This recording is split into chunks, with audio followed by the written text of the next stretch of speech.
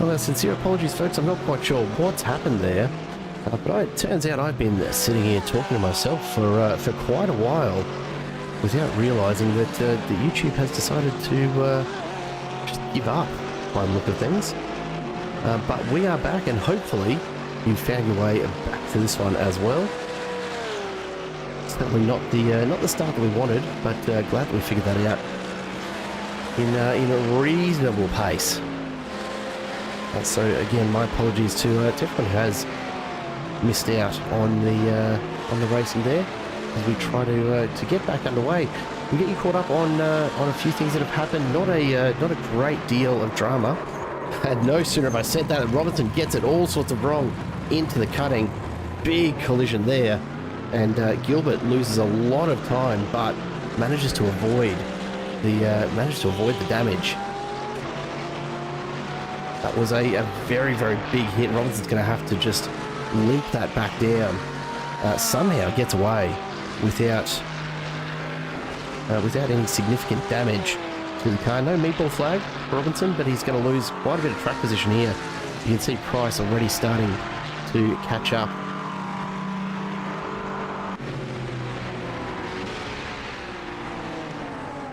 And I think really the only thing that will be saving Robinson's track position right now is the fact that he's coming through this particular section of Bathurst, where it is very, very difficult to get a pass done. So he's going to maintain it for just a moment longer. But have a look at this as we get down onto Conrod Straight, and Brian Roy flies past.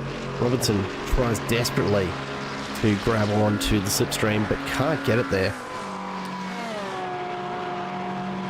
And in the end, he's going to have to just limp that on home. Zach Lietstra, meanwhile, still tied up with Drew Collins in this battle for 11th. Out in front, Lewis Bahagya hanging in quite comfortably. Just a second and a half ahead of Fitzgerald, who hasn't seemed to manage to actually close that gap any further. Here comes Collins, though, right in the slipstream. Liestra's doing everything he can to make the pass difficult. Collins gets the nose up the inside. Did he have the pace by the time they get to Griffin's Bend, though? They're going to be side by side here. It'll be a question of who breaks latest. And Lietstra blinks first. Collins goes through. Can Lietstra reverse this? He can't quite get there, but he does set up on the faster line. Collins comes across, slams the door shut in front of him as they get up into the cutting. And Collins gets the move done.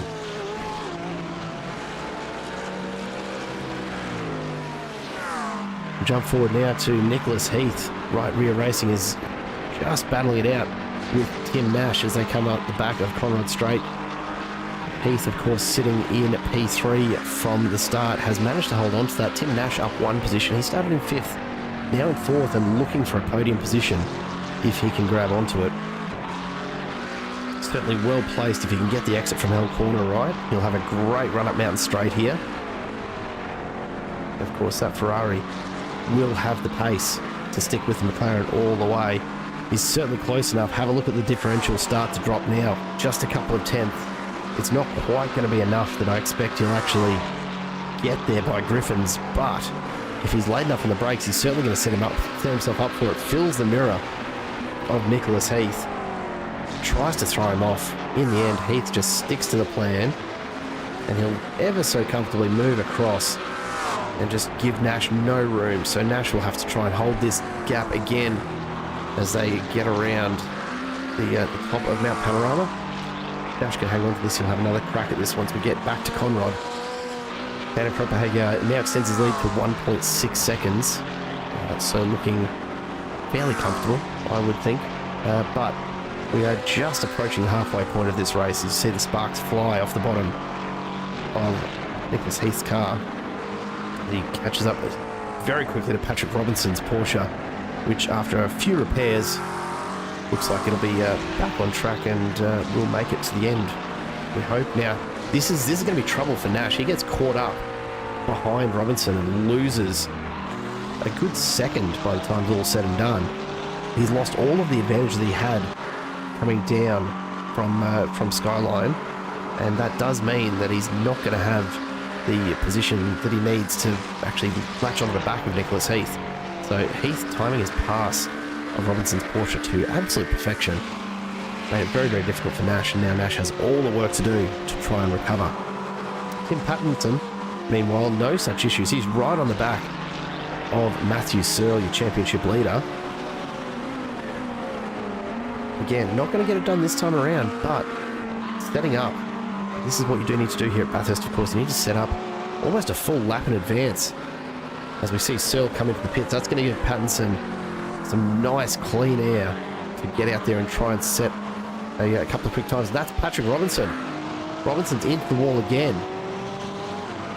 So really starting to struggle with that Porsche. Doesn't look like there's been too much damage. We'll go back, we'll have another look at it in just a moment and see what on earth is going on for poor Patrick Robinson. And yeah, just overcooking it. Porsche's doing Porsche things. Taps the wall, and that'll be front bar number 2 for his mechanics to deal with. It's a really difficult spot to get out of if you do get caught there, and lucky to get away with it without any contact with other cars on their way through. Folks, as you're rejoining us, again, my apologies for the issues with the connection of the stream earlier. Not actually sure what happened there, so we'll have to look into that and see if we can figure out what has gone on. But with sincere apologies for everyone here at Simple, we are back into it as we reach just about the halfway point of this final round of the Tasman Racing League Road Series pre-season. 5 races down, this is the 6th, and so far, it's hard to tell exactly what's going to be the outcome here. Of course, the point system a little different for TRL. They do operate on a what you call, I suppose, a floating point system. 100 points for the winner, and then points distributed depending on the number of finishes beyond that. So I may not be able to give you a result here at the end, unless, of course, we see Matthew Searle find his way all the way back up to P1, in which case you'd have to think that that'll be enough to take the win, but we'll do a bit of estimation as we go along. Now he goes into the pits, but that'll be a top-up on fuel. Sparks again. These cars ride very, very low, and the track surface at Bathurst does them no favours. They bottom out different parts of the bodywork, up and over skyline, and then of course down through the S's and into the dipper once again. And these three starting to really close in. In fact, out in front, if I'm not mistaken, Zach Fliestra has had a really poor run across the top, and that's brought this right into effectively a 4-way battle for 12th. Now Zach's done a great job so far. He's up 11 positions into P12, but Gilbert, Bull and Price right on his tail now as they come down into the chase once again, and Fiestra's going to have to be careful here. He's going to have to play pretty aggressive defence if he wants to hold off all 3 of them. And I don't know that he's going to have the pace for it. Gilbert, you can see, closing in very, very quickly. In fact, let's jump on board for the view from Aaron Gilbert's car as we make our way around for lap 13.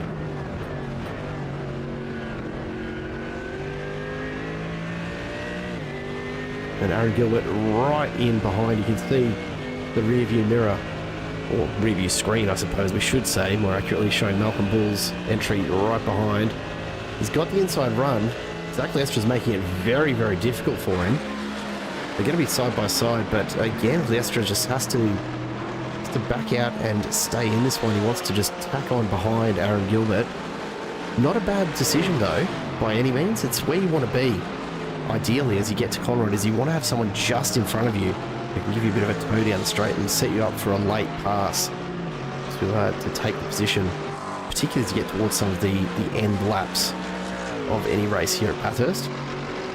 That doesn't seem to be, though, what Pietstra is working on. Malcolm Bull all over the back of that Porsche, and so I think Pietstra's attention very well. A big moment there. You can see Pietstra went very defensive. Malcolm Bull tagged the wall, managed to pull it up in time and not actually clatter into the back of the Porsche, but that's going to throw his rhythm right off. So he's going to have to really try and re-establish that now so that he can get the run down Conrod. He's not quite close enough, although he gets a fantastic exit out of Forest Elbow. Here we go, down Conrod Straight. 4/10 to catch. It's a big ask. Can Bull do it? The AMG certainly has the top end speed. The only question will be opportunity. Takes a big look up the inside. He's going to try and send it into the chase. Reverses the position. Late on the brakes. He's going to chuck the nose in there. They're going to be side by side. There's a little bit of contact. Liestra pulls up hard. And Brian Roy straight into the back of the Porsche. You can see him having to just ride that. Liestra, perhaps a very late decision there that it was going to be a pit stop on this lap. But that's really disadvantaged Brian Roy. Has cost him quite a bit of time and also a bit of damage to the front end of his McLaren. I'm sure they're cheap to fix, right, folks?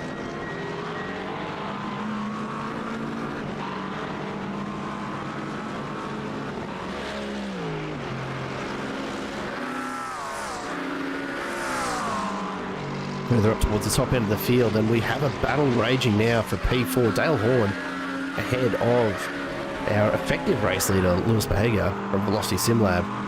Now, although this is battle for 4th, Horn has not pitted yet. Behaga and Tim Nash, a couple seconds back as well, are the leaders of those cars that have pitted. So you'll probably see Fitzgerald, Heath, Pattinson and Horn coming in for fuel and tyres pretty soon. But Horn going super defensive into Forest Elbow, doesn't want to make this easy at all for Behaga, and you can see Lewis right there on his tail, giving him a bit of a nudge along almost. And looking for a bit of side draft to just get that extra couple of K an hour that he needs to make the pass. Gets there just as they crest the hill. And you see Horn set it very, very wide, just gives himself a little bit more space. Worth pointing out, we've got a few drivers that look to be out of the running here tonight. Price, Williams, Newton and Noden, all well and truly suffering from those early incidents. As Dale Horn comes in, not surprised to see that at all. Nicholas Heath and Chris Fitzgerald still out there, but they will need to come in at some point for a bit of a top-up. Yeah, look, we did get the stream fixed. I'd like to know what broke it in the first place, but I don't really have the answer to that. I'm sorry, mate. But we did get it back up and running, so hopefully everyone finds their way back on over here. It looks like we've got most people back with us now. And again, sincere apologies. I have no idea what exactly has gone wrong in amongst all of that.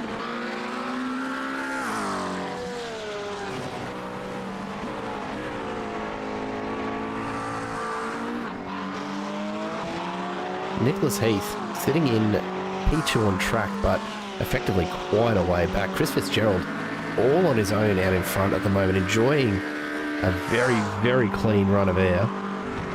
He's got 8.5 seconds on Nicholas Heath and just shy of 50 seconds on Lewis Behaga. So he's got a great opportunity to come in, and here he goes now. So the pit stop now.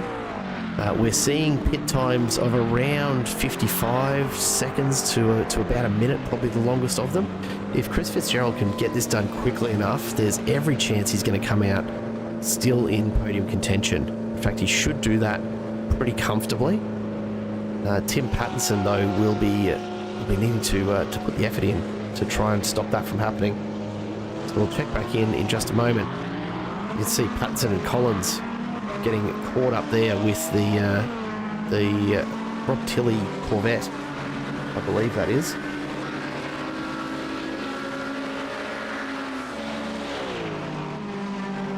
And this is always the danger at Bathurst. Not a lot of room to negotiate lap traffic. Lewis Behaga, meanwhile, comes down to Murray's, makes the turn, and he's going to be looking up ahead because Chris Fitzgerald is on the way out of the pits.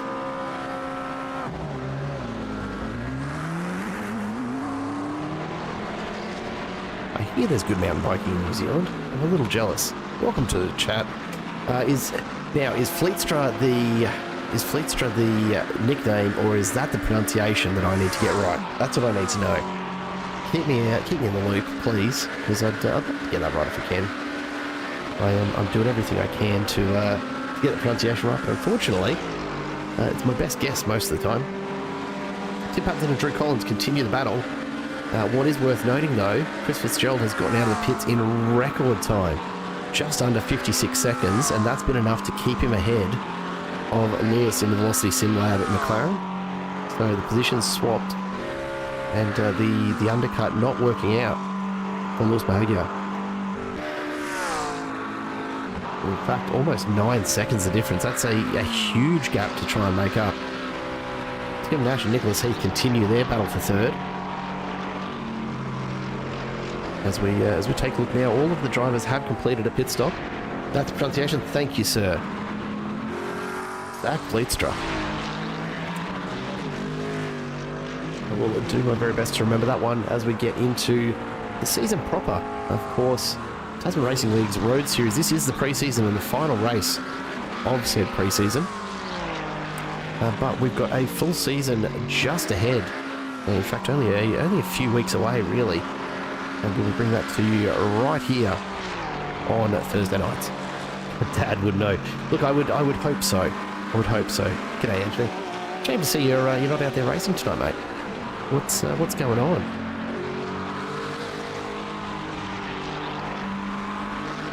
Jason Dodds, what happened to Rob Tilley? Look, had a bit of a moment early on, and quite a few repairs to be done. Back on lap 8, we'll go back and take a quick look at this one again for you. But Rob Tilley just gets it all twisted up, and a bit of contact there as he came out of Griffin's. That really was the worst of it for Tilley that we can see. It doesn't look as though he had too much of an issue prior to that. And so maybe just enough damage to keep him in the pits for a while, because Tilley did end up spending, 5 minutes in the pit lane back on, what was that, lap 7. So that was actually just prior to that accident. So yeah, look, mate, I'm not actually entirely sure what's happened to cause that, but we might let's have a bit of a look.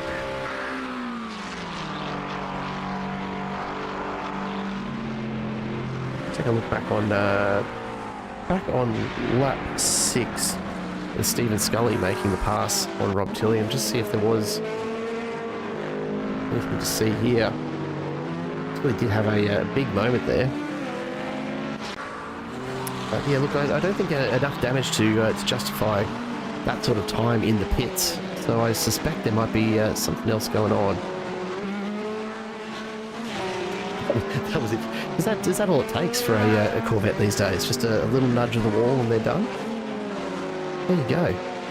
Matthew Searle having no such issues with his Corvette. Bradley Austin, though, is in a great position to try and steal a spot away here. 4/10 is probably a bit too much to ask down Conrod straight, but he's certainly going to reel it in by a couple of tenths. Yeah, kids will do that, Angie. It's unfortunately one of the real life factors, right? Big bounce there for Bradley Austin as he tries to force the move around the outside. He's not going to get there in the end, but certainly sending the message to Matt Searle up ahead that he is coming for him. And Searle's going to have to be on his game to defend for what is the remaining 8 or so laps here at Bathurst in this final round for Tasman Racing League. Chris Fitzgerald out in front continues to extend his lead. As we take a quick look, he's just on his way up the mountain for what will be the 18th time, if my count is any good. And really just enjoying the lack of traffic. It's allowed him to push pretty hard and not get held up too much of anywhere. We'll go back to Searle and Austin though, because Mountain Straight gives us another opportunity for Austin to get into that slipstream and try and close that gap down. Runs a little wide on the exit, but nothing wrong with it. Very, very tight. He scrapes the paint on the wall as he sets up for the cutting. But Searle has the drive out of turn 4 there. Austin, though, carrying just a little bit of extra pace up and over through Soaring Park. And then, of course, the famous drain grate on the right, just a little further back there. You blink and you miss it, but That is the target for most of these drivers. You want to get that right-hand side just over the top of the drain grate. And that's how you know you're using the entire track. And of course, the story changes as we come down into the cutting. And it becomes about balancing these cars on the very, very edge of control. Hard under brakes, big defensive move there from Searle on the inside of Forest Elbow.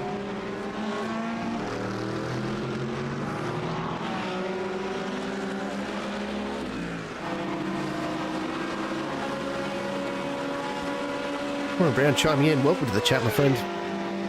Yeah, look, he was really, really quick early on.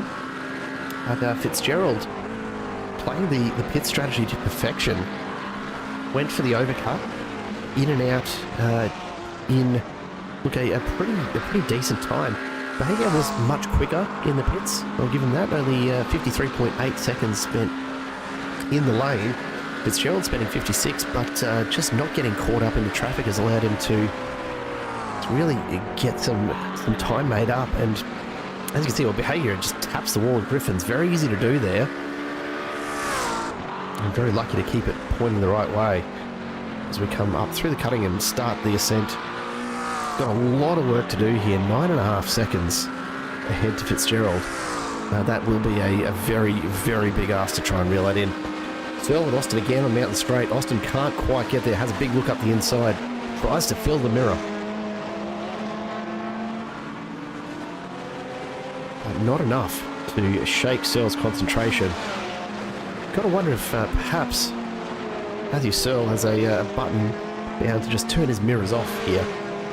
That's probably about the best way to do it. You can see the lines he's taking here, fairly defensive, really making it more than impossible for Bradley Austin to think about a pass. And I'll be honest, it's not a place you'd ordinarily think to pass anyway. You really do want to be setting up for a move down Conrod Straight here. And so Austin's biggest job at the moment is to stay right on the rear bar of that Corvette. Let's keep an eye on this and see just how close Austin can go as we come out of Forest Elbow. He's sitting right there, but he wants to be right up under that wing. He's going to have to try and close that gap a little more. Searle gets the drive out of the corner. He's going to start to pull away, but as the pace lifts, the slipstream will come into play. Only 3/10 now. This could be the run that Austin needs. What's he going to do here? Does he send it up the inside, or does he wait for the chase and try and get him under brakes? Wants to get right on the rear bar. Look for 270k an hour. That's about what it'll max out at. Austin backs off to stay behind. Looks up the inside on the brakes. Can't get it done.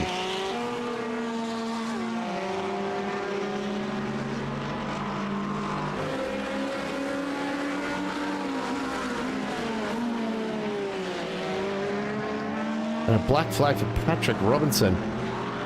Sitting there facing the wrong way. His day goes from bad to worse. Murray's corner bringing him undone again. And the Porsche, a wall-seeking missile in the end. And it's been the story of his race. Oh, a terrible rejoin there from Robinson as well.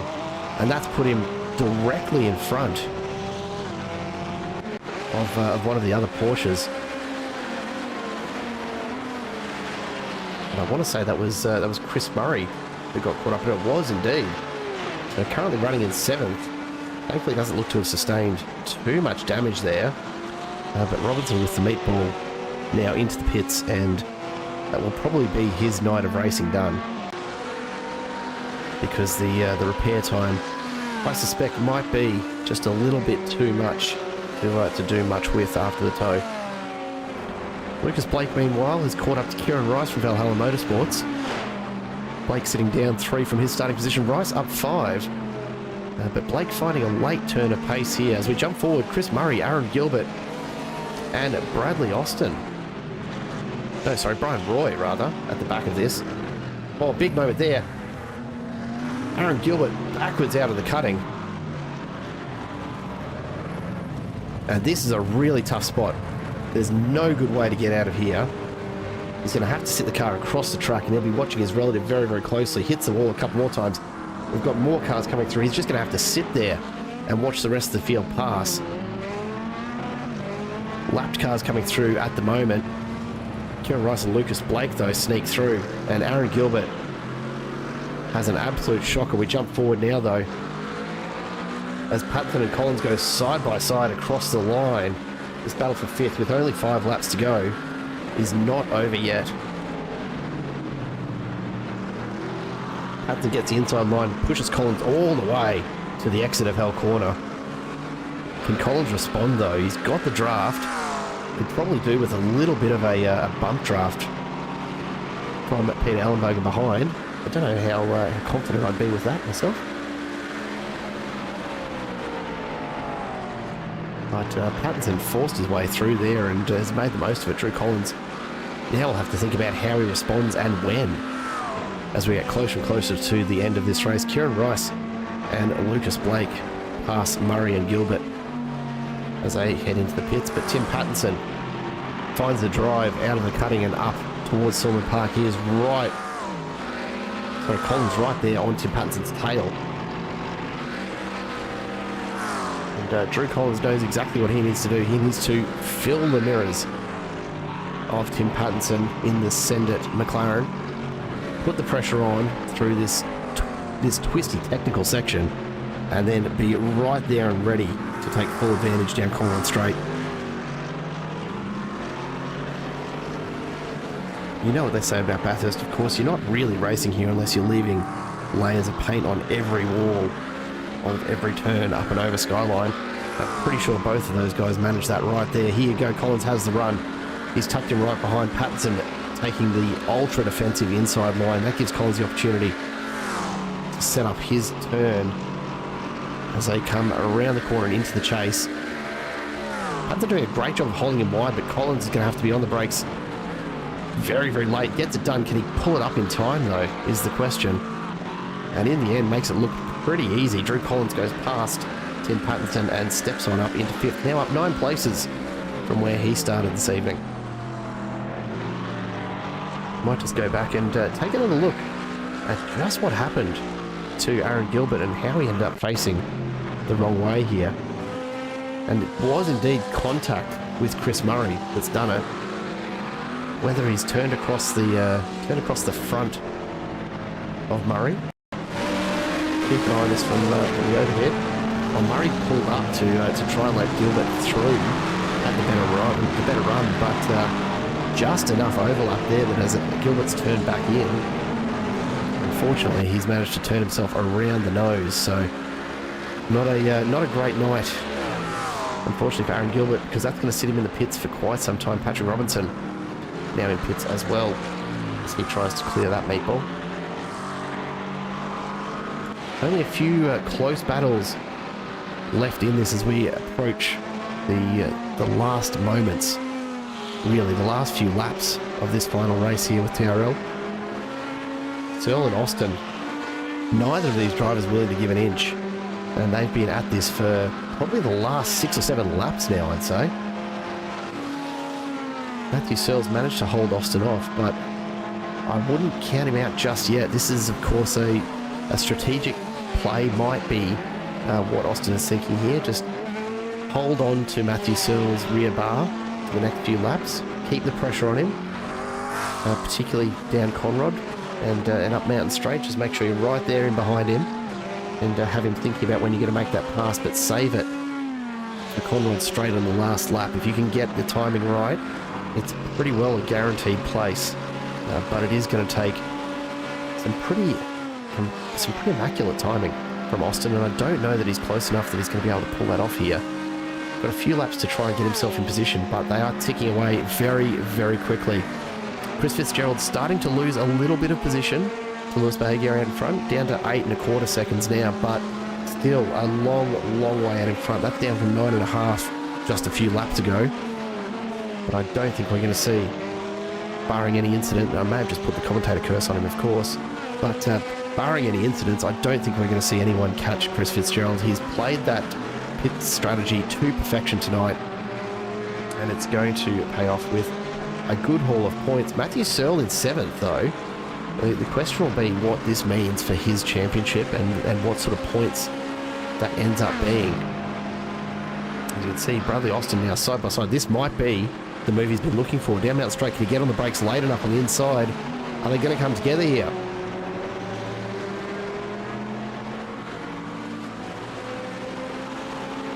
Very, very clean driving from both. Searle recognising that giving up the position was the only way to keep them both in it at this stage. I wonder if he's done a few calculations on just where he needs to finish tonight to maintain his lead in the championship.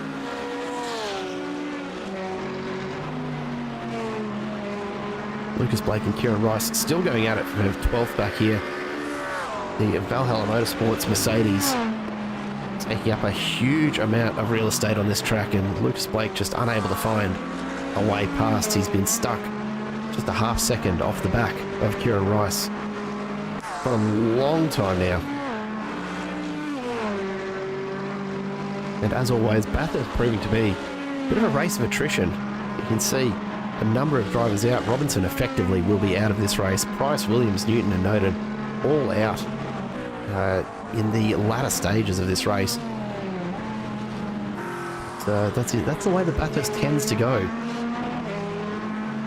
Over any sort of distance. A little bit of a touch of the wall there for Lucas Blake. A few sparks fly, but nothing that's likely to damage that Corvette. Here we go. He's got a great run out of Forest Elbow. 3/10 behind Rice. He's going to be able to reel him in here. Needs to really get in behind and make the most of that slipstream. Got a little bit more room that he could be using there. As now the gap starts to close down. 2/10.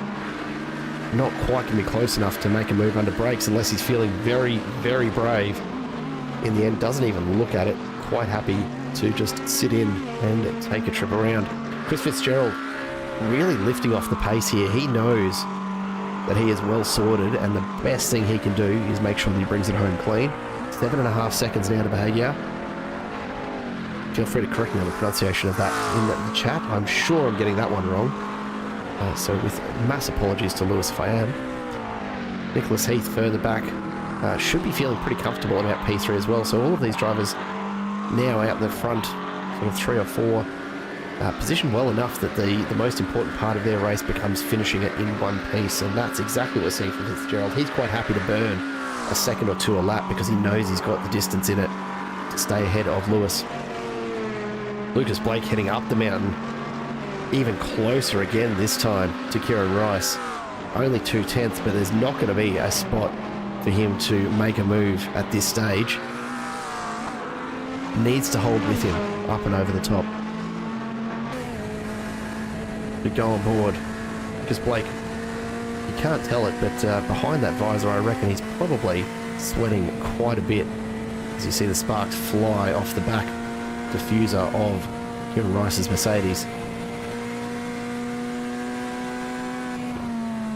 Blake, you can see, not pushing to be too close behind. He doesn't want to risk running into the back of Rice, but definitely wants to be right there as they make their way down the hill again. See if he can close a little bit of the gap here. How's his exit looking from Forrest? A big moment there, smacks the wall. That's going to cost him some pace.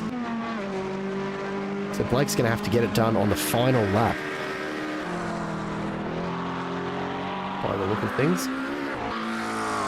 He's going to spend this second to last lap just catching what he's lost there to Kieran Rice. So maybe one more opportunity before we're done here. Chris Fitzgerald, no such concerns. He's just really out there enjoying the lap, enjoying the drive around what is, in the absence of any cars around you, just a really fun track to throw a race car around. And that's exactly what Chris Fitzgerald is getting into. Senate Motorsport. Rob Tilley's had another incident. What has happened here? Forrest Elbow gets it sideways. Thankfully, no contact. But having a shocker tonight, Rob Tilley. It's not been, I'm sure, a lot of fun for him. Maybe it has. Let's face it. Any night in a race car is a good night. And Chris Fitzgerald probably enjoying it more than most right now. And we will see him take the white flag in just a few moments' time. The gap down to 6.5 seconds now. Lewis Baggio is absolutely pushing as hard as he can to try and reel him in. And he'll be seeing just glimpses of Fitzgerald's car up ahead. But it's not going to be enough to get it there on this final lap. There's the white flag being waved at the end of the straight. The crowd know that this is the final lap for this pre-season. And what a pre-season it's been. Kieran Rice and Lucas Blake, though, they've still got another lap and a half to decide this one. Blake gets a great exit from the dipper. That's going to keep him in touch here. He might even have an opportunity to make the pass here and then just try and play defence for the final lap. Both of them smacking the wall there. Those tyres are screaming at them. They've had enough. They're ready to call it quits. But neither of the drivers are done. Then Blake right on the back of Kieran Rice's Mercedes. Looks to the outside. Rice positioned himself right in the middle of the track to make this as difficult as he possibly can.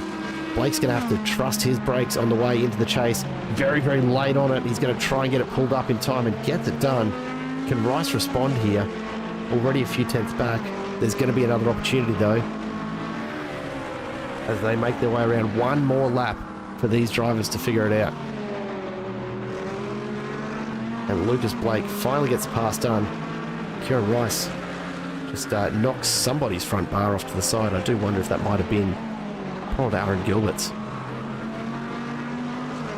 And in fact, it absolutely was. Aaron Gilbert, Valhalla Motorsport.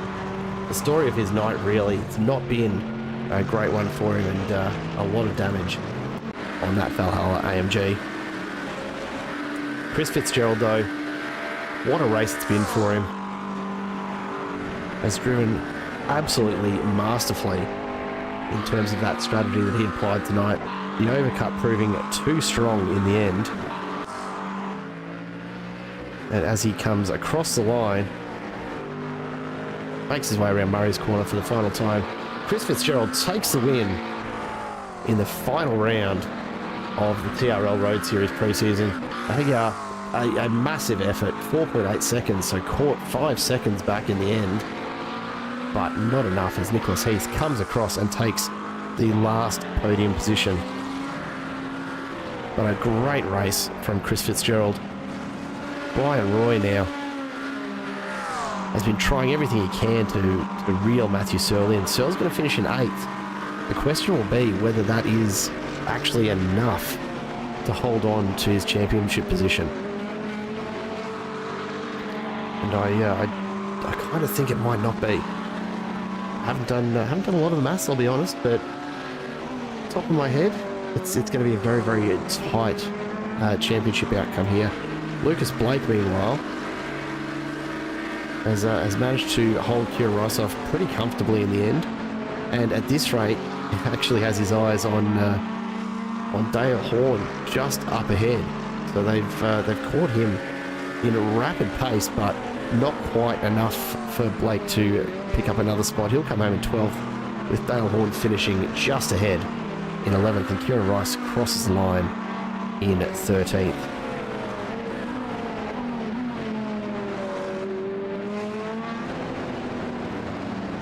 Chris Fitzgerald pulled it over, and whether he's out of fuel or waiting for... Oh, look, I want to see him use up the last of these tyres. That's always the question. As a race driver, what do? You jump to pits. It's fair enough. May well be out of fuel at this stage.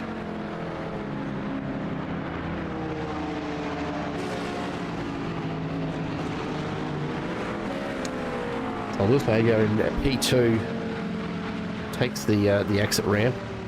And he'll pull it up there. Nicholas Heath is going to continue the drive around as we wait for the final results to come on through from race control. And what a way to finish off what has been no doubt a cracker of a season for all of these drivers. Race results coming through, and the official results look a little like this. Chris Fitzgerald, of course, taking the win, 4.8 seconds back to Lewis Behaga. Then Nicholas Heath in P3, with Tim Nash in 4th, Drew Collins in 5th, Tim Pattinson and Bradley Austin behind them. Matthew Searle and Brian Roy not too far behind at the line either. Malcolm Bull rounding out the top 10. Then Horn, Blake and Rice, Ben Christian and Jordan Nelson, Chris Murray and Stephen Scully ending up as the last drivers to finish on the lead lap. as we're joined in the booth by tonight's winner, Chris Fitzgerald. Chris, mate, you made it look easy in the end, but just how much of that was planned pit strategy that got you there? Yeah, look, it was a really fun race, actually. Lewis had some really, fast pace there at the start, and I was sort of just trying to hang on to the back of him the best I could, and it was pretty well 10 tenths. Sort of tried to hang out there as long as I could, and seemed to work all right tonight. Now, look, it could just be that it's getting late in the week and my brain is not up to the maths here, but how on earth did you end up with a 10-second gap back to Lewis on the way out of the pits? Oh, I think Lewis might have. Did he run off the track there? I think he might have. That might have had something to do with it, because the gap shouldn't have been that much by the numbers I was looking at as you came in. In any case, it's played out really, really nicely. From a championship standing perspective, are you expecting to pick up a couple of spots with the extra points tonight, or just happy to take the one race win?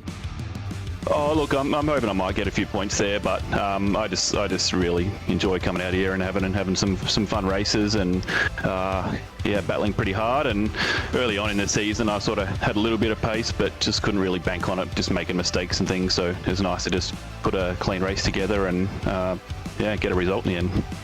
Well, mate, an absolute cracker result at a very, very difficult track. Congratulations, and well done on the win to close out the pre-season. I assume we're going to see you back for the main season in just a few weeks' time? Yeah, I'll definitely be back to have another crack. It's a great competition, so yeah, I'll be back for sure. Good to hear. Anyone you want to give a shout out to before I let you go here, Chris? Just the Send It crew. It's been fun sort of racing with these guys, and doing a bit of practice and learning off each other, and thanks to those guys. Nice one, Chris. Congratulations again. A great way to finish off your season, and thank you so much for dropping by to have a quick chat with us. Thank you. And we go to Lewis now. Lewis, I'm gonna open up with the first question. Am I pronouncing the surname right when I say Behavior, or have I been butchering it all night tonight? Bahaja, mate. Bahaja? All right, that's a lot easier to say, so I'm just going to file that one away in the brain. My apologies when you do watch the replay back. It's going to be painful for you, I promise. You're not the first person. Look, I don't doubt it, but it's nice to get it right occasionally, right? Yeah, it is. A cracker of a race for you tonight. Probably not quite the result that you looked like you were on for in the opening half of the race, but in the end, a second place here at Bathurst is no mean feat either, is it?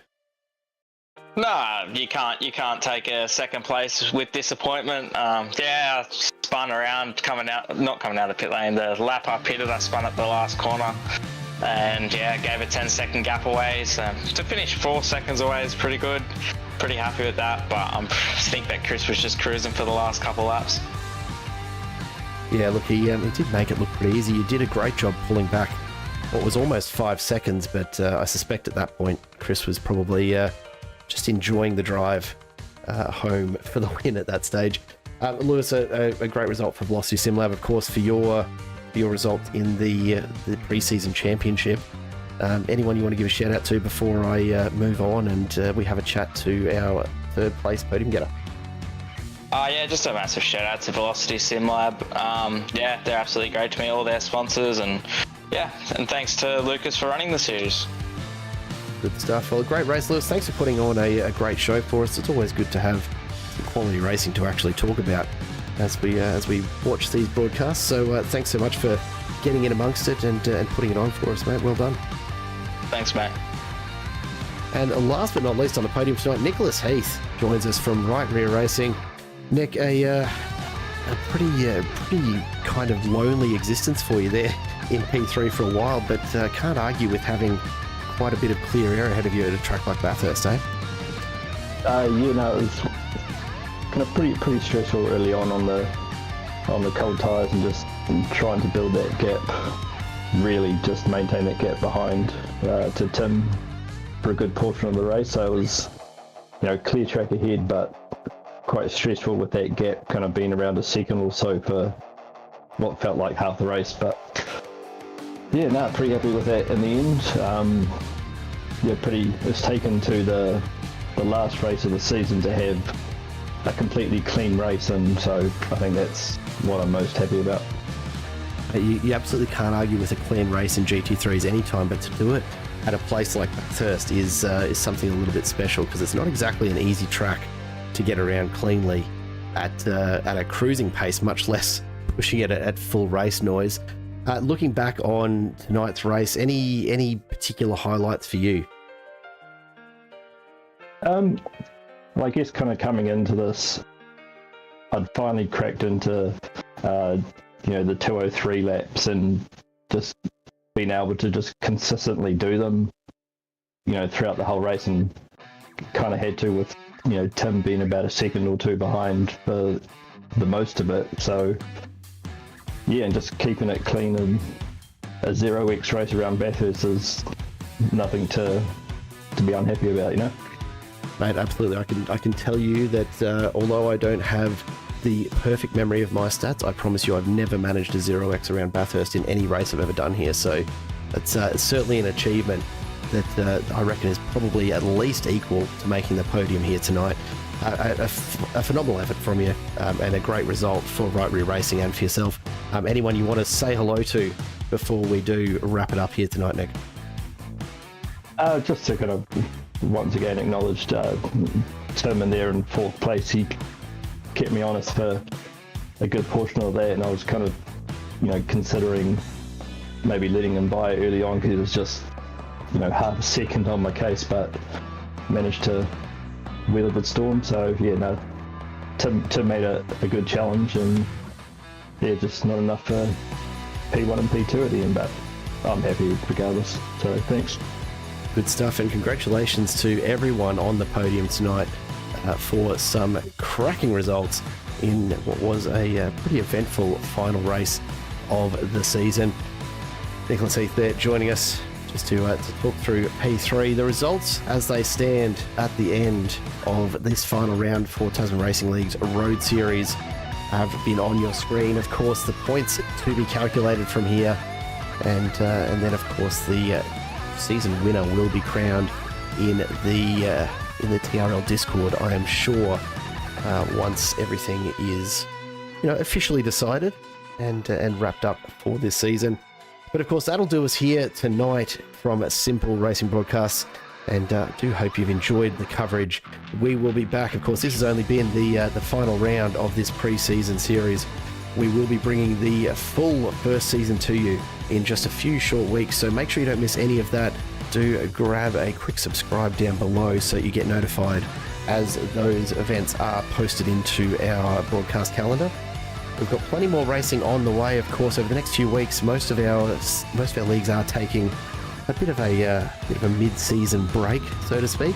But we do have the Formula Drivers League racing on Tuesday nights right through the next few weeks, so you won't be completely without some racing to watch each and every week.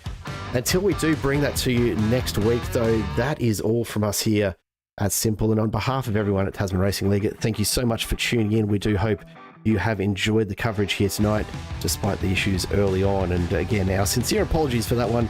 We'll make sure that we get it all sorted for you for the full season of TRL in just a few weeks' time. Until then, my name's Jared Cole. It's been an absolute pleasure to cover this racing for you. Until we see you again, it is goodbye for now.